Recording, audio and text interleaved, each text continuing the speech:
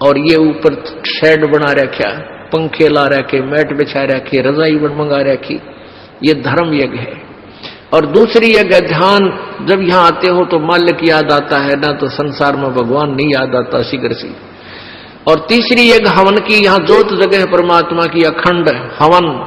हवन पुण्यात्माओं, जैसे अभी तक आपने देखा ये ऋषि लोग गेर का लकड़ क्यों कह के घर तक जा था, राजाओं ने पटा लिया करते, दुनिया ने उन्हें कह देते अच्छा हवन करो, वहां गेर के 2-3 धड़ी लकड़ी और ठोके जाते लोटे पर घी के स्वाहा स्वाहो पाटो पकड़े।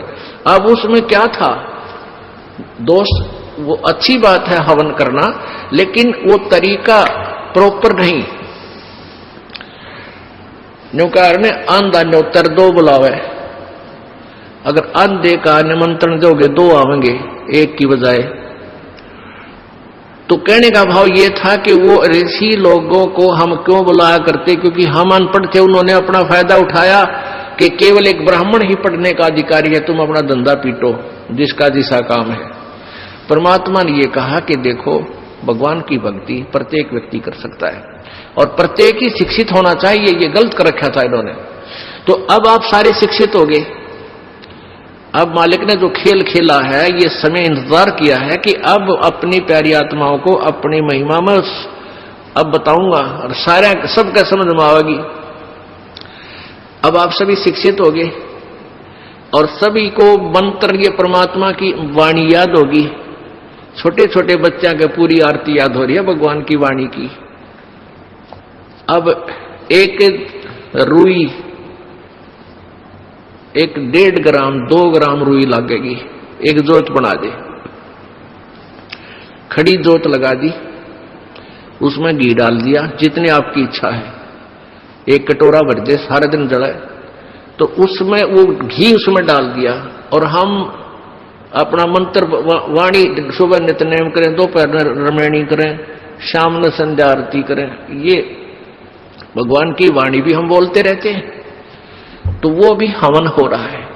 उस लकड़ियों वाले हवन की तुलना में ये हवन श्रेष्ठ है, क्योंकि इसमें आप एक 100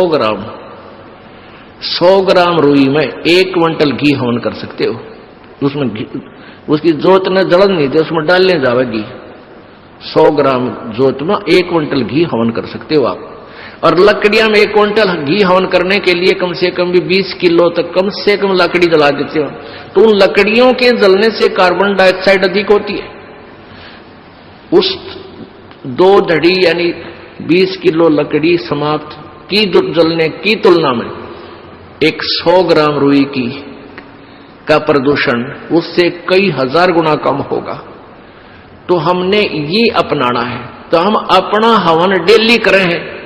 अब क्या करा करते, कोई मृत्यु होगी, बुलाओ गुरुजी ने और हमारा हवन करियो 2 दिन 4 दिन।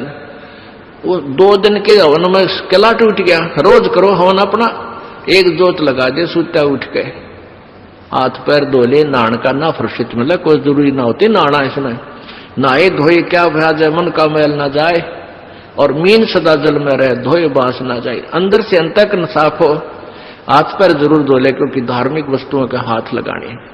और जोत लागे, अपना मंत्र करता रहे, काम करता रहे, अपनी आरती बोल ले जा, नित्यनेम भी कर ले, रोटी पोए जा, नित्यनेम चलता रहे। आजकल तो आधुनिक बहुत से उपकरण हो गए हैं, वैसे भी याद हो जाते हैं कुछ दिनों में। और नहीं बैठ कर अपनी किताब लेकर वह पढ़ ले। अब हवन हो गया तो हम अपना काम आप करेंगे। जब बात बनेगी, किसी के बच्चा हो जाता था तो उसने क्या कहा करते, 7 दिन तक तुम, जैसे पहले ज्योति तो सभी जलाते थे, तो क्या कहते थे, 7 दिन ज्योत नहीं जलानी तुमने, 13 दिन। वो तेरा गजब हुई हो, 13 दिन रोटी नहीं खाते या तुम और काम ना करते।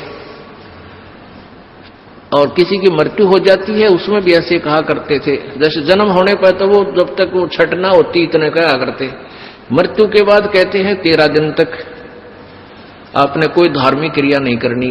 तेरा गजब हो। परमात्मा रोटी रोज खा रहे हो, किसी दिन भी ना छूटती, ठीक है। कोई प्रिय की मृत्यु हो जाती है, रो पीट के दोपहर तक ना खाओगा, शाम में खानी पड़ेगी, रो पीट के रोटी खानी पड़ेगी। तो ऐसे ही भक्ति परमात्मा का हवन ज्योति डेली आरती रोज करनी है, चाहे दुख हो चाहे सुख हो। ये परित्याग नहीं करना, ये भूल है हमारा। अब जो प्रसंग चल रहा है वही आते हैं फिर। अब पांचों यज्ञ आप कर रहे हो, एक यज्ञ धर्म की, दूसरी यज्ञ ध्यान और तीसरी यज्ञ हवन की। यहां जितने भी जैसे पाठ चल रहे हैं, अगर 150 पाठ हैं तो 150 ज्योति जला दी जाएंगी और 3 दिन तक अखंड ये ज्योति जलेंगी। हवन हो रहा है। फिर जो अन्य भी कोई अपनी ज्योति जगवाने के लिए दान करते हैं, उनकी अलग से ज्योतियां जलाई जा रही हैं। वो दिन रात पूरे महीने चलती हैं, पूरे वर्ष चलती हैं। तो ये एक तीसरी यज्ञ हवन की, चौथी यज्ञ प्रणाम और 5वीं यज्ञ ये तत्व ज्ञान की।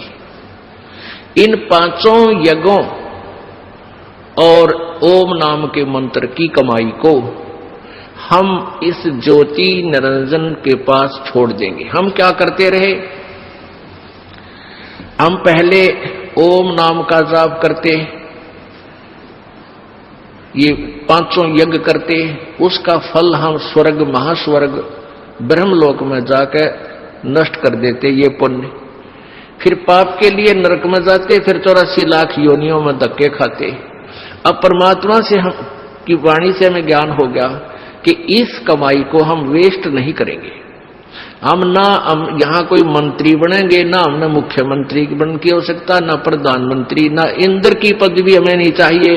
इंद्र दा राज काग दा बिष्टा, इंद्र स्वर्ग का राज भी हमारे लिए काग की बीट तुल हो जाना चाहिए।